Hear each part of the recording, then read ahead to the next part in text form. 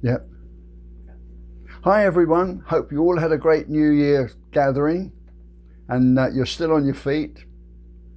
Didn't drink too much, and I hope you're all safe. That's most important. You know, I hope you just wore your masks when you were with friends, because it just seems to me that we're in the middle of an even worse surge in this darn corona thing.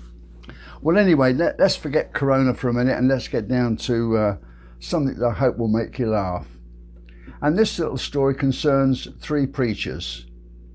There's a rabbi, there's a Roman Catholic father, and there's a Protestant priest. And they're all talking together, having a drink, and they're discussing about how they run their services and so on. And they're somewhat similar, all three religions. Then they get round to what they do with the collection money.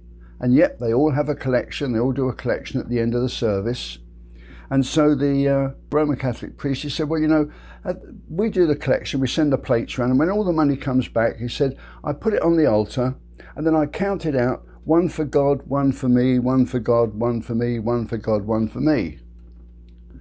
Well, then the Protestant priest said, well, we're the same. We have the collection. We send the collection plates around. They bring them back to the altar. He said, but I save a little bit of time. He said, I pile all the money up in a pile, and instead of counting it all out, which takes time, and all the congregation are, you know, getting edgy, he said, what I do, he said, I make a pile, I put my hands in the air, and I just bring my hands down, and I divide the pile of money into two halves. One half for God, one half for me. And they said to the rabbi, what do you do? He said, oh, the same thing. He said, we have a collection. He said, they bring all the money back to the altar. He said, I say a little prayer. He said, and I throw the money up in the air, and what God wants he keeps, and what comes down is mine. Sorry, my friends. Old guys, and they've been friends for life. Neither of them married. They were quite happy with the way they lived. And they used to meet each other, play cards, go for a drink together and that. They were really good buddies. And then they got around to the point of, you know, well, the time is coming, we're getting on a bit, and one of us is going to die. So they said, I'll tell you what we'll do, whoever dies first, come back and tell the other one what it's like over on the other side there. If we can do it, let's do it. We don't know who's going to go first, but if one of us goes, come back and tell the other one what it's really like.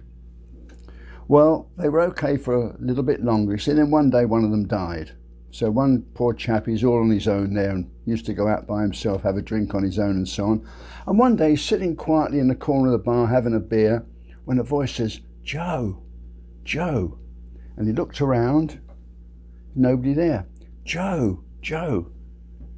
Can't. And the voice said, no, it's no good looking around, it's me, it's your old friend Joe. I've come to see you. So he said, oh, he said, where are you? He said, well, you can't see me. He said, but I can talk to you. So he said, where are you? What are you doing? The guy said, oh, he said, it's wonderful where I am. He said, really? He said, oh, yes. He said, my goodness, I get up in the morning and have sex. He said, then I have breakfast, I can eat as much as I like, and then during the morning I have sex again. He said, good Lord. He said, then I have lunch, choice of whatever I want, I can eat as much as I want again. He said, then I have sex in the afternoon. He said, I have a lovely tea and I have more sex. He said, and by then I'm ready for bed. And he said, I do this every day. His friend said, that's unbelievable. He said, you know, where are you? And the guy said, I'm a rabbit in Montana.